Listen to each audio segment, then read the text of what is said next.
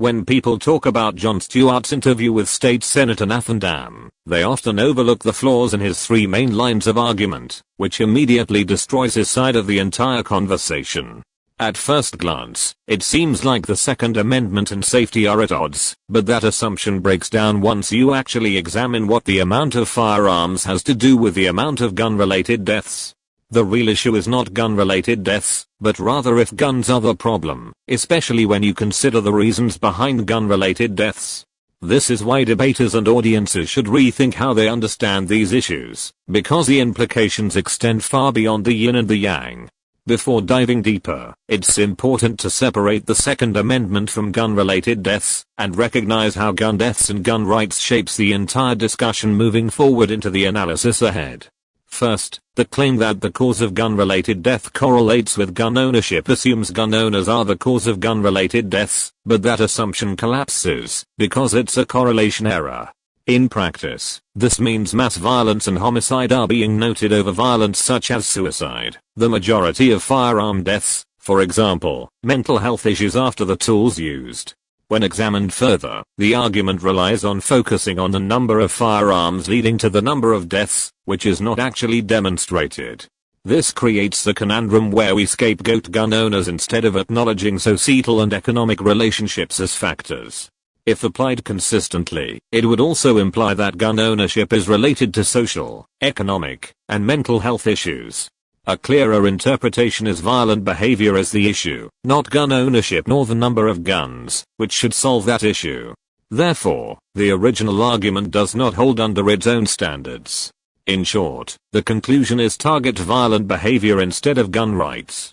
Second, the claim that the shall not be infringed phrasing in the Second Amendment can be compared to voting rights assumes the Constitution treats rights similarly, but the assumption collapses, because when you register to vote, you're verifying your eligibility via citizenship and age, rather than restricting the right itself.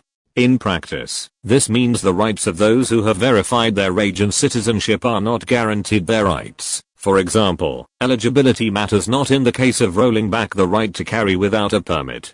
When examined further, the argument relies on reducing shall not be infringed to a semantic shield, which is not actually demonstrated.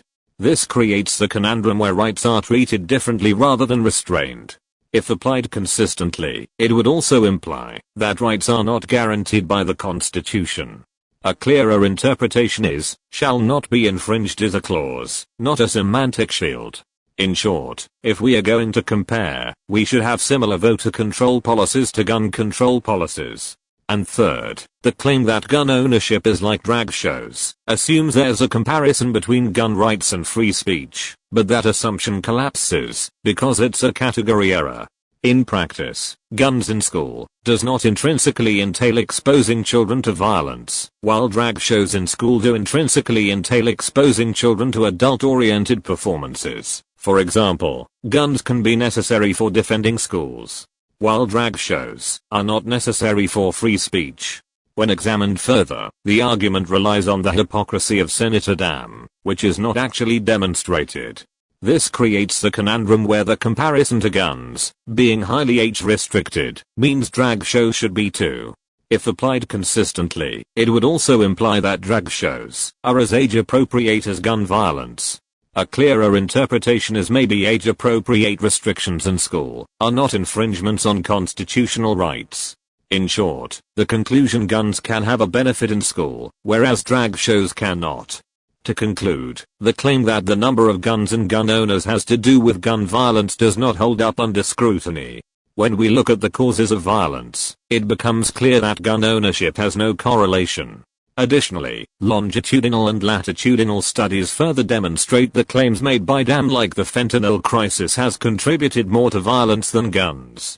Even if one argues guns invariably lead to gun violence, the evidence from millions of gun owners never committing a violent crime shows there is no causal link. Overall, the most reasonable interpretation is that gun violence is overstated, because it leads to a lot of adult depression and heavy substance abuse. This matters because gun rights advocates also want to bring down gun violence, but they know that restricting millions of eligible people from a constitutional right is not the way to do it. In short, Jon Stewart's reasoning doesn't hold any weight, and any fair assessment of this interview must account for his conclusions. Therefore, the strongest position remains that any gun restrictions inevitably disarm law-abiding people, not because gun violence isn't important, but because it aligns with everyone's right to purchase any firearm for any reason, and gun violence is related to a series of issues completely unrelated to guns. That is the conclusion drawn from the full analysis above. Any contrary view requires stronger evidence.